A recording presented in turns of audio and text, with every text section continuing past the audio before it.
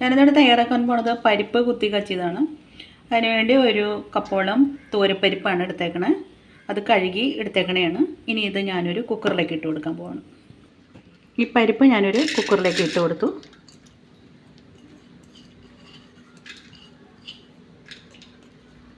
അതിനുശേഷം ഇത് വേവുന്നതിന് ആവശ്യമായിട്ടുള്ള വെള്ളം ചേർത്ത് കൊടുക്കാം. കുക്കർ അടച്ചതിന് ശേഷം ഇത് ഒന്ന് വേവിച്ചെടുക്കാം. ഇത് ഗ്യാസിൽ നിന്ന് കത്തിച്ചിട്ട് ഇത് കുക്കർ അടുപ്പത്ത് വെച്ച് ഒരു 2 ഷീറ്റ് മതി, 2 വിസിൽ.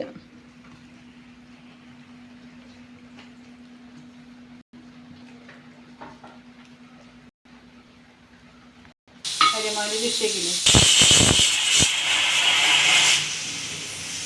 ഓക്കെ, ഇതിപ്പോൾ 2 ഷീറ്റ് വന്നിട്ടുണ്ട്. ഇതൊന്ന് ഓഫ് ചെയ്തേക്കാണ് സ്റ്റവ്. ഈ ഈ കുക്കറൊന്ന് തണുക്കണ വരെ ഒന്ന് മാറ്റി വയ്ക്കാം. കുക്കർ തണുത്തിട്ടുണ്ട്. ഇനി ഇതൊന്ന് തുറന്നു നോക്കാം. പരിപ്പ് വെന്തിട്ടുണ്ട്. പരിപ്പൊന്ന് വെന്തിട്ടുണ്ട്. ഇത് നമുക്ക് ഒരു ചട്ടി ചൂടാക്കാൻ വയ്ക്കാം. ഒരു ചട്ടി ചൂടാക്കാം.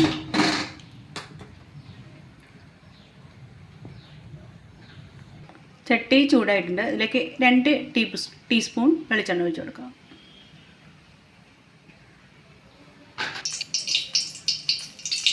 വെളിച്ചെണ്ണ ചൂടായിട്ടുണ്ട്. ഇതിലേക്ക് 1 ടീസ്പൂൺ കടുക് ഇട്ട് കൊടുക്കാം.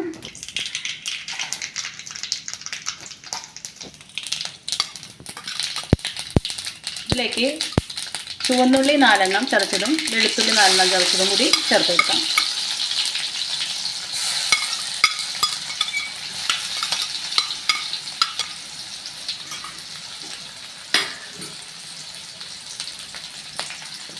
ഒരു 1/2 ടീസ്പൂൺ മഞ്ഞൾപ്പൊടി ചേർത്ത് കൊടുക്കാം.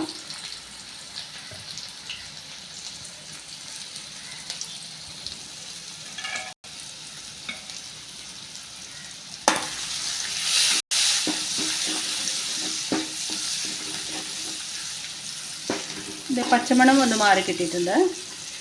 പച്ചമണം മാറി കഴിയുമ്പോൾ ഇതിലേക്ക് സ്റ്റവ് ഓഫ് ചെയ്തതിന് ശേഷം ഇത് ചില്ലി ഫ്ലേക്സ് ഒരു 1/2 ടീസ്പൂൺ ചേർത്ത് കൊടുക്കാം.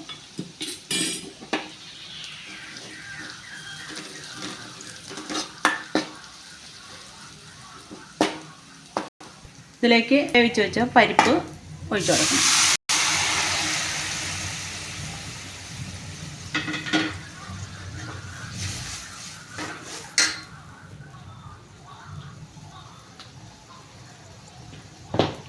ഇതിന് പാകത്തിന് ഉപ്പും കൂടി ചേർത്ത് കൊടുക്കണം. 1/2 ടീസ്പൂൺ ഉപ്പാണ് 1/4 ടീസ്പൂൺ ഉപ്പാണ് എടുത്തേക്കുന്നത്.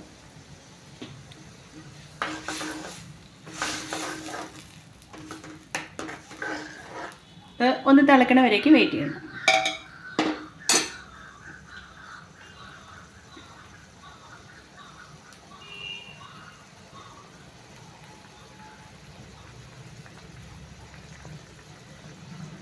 ഇപ്പോൾ നമ്മുടെ പരിപ്പ് കുത്തിക്കച്ചിയ കറി റെഡി ആയിട്ടുണ്ട്. എൻ്റെ ഈ വീഡിയോ നിങ്ങൾക്ക് ഇഷ്ടമാവണമെന്നുണ്ടെങ്കിൽ ഒന്ന് ലൈക്ക് ചെയ്യണം, സബ്സ്ക്രൈബ് ചെയ്യണം. സ്റ്റവ് ഓഫ് ചെയ്യണം.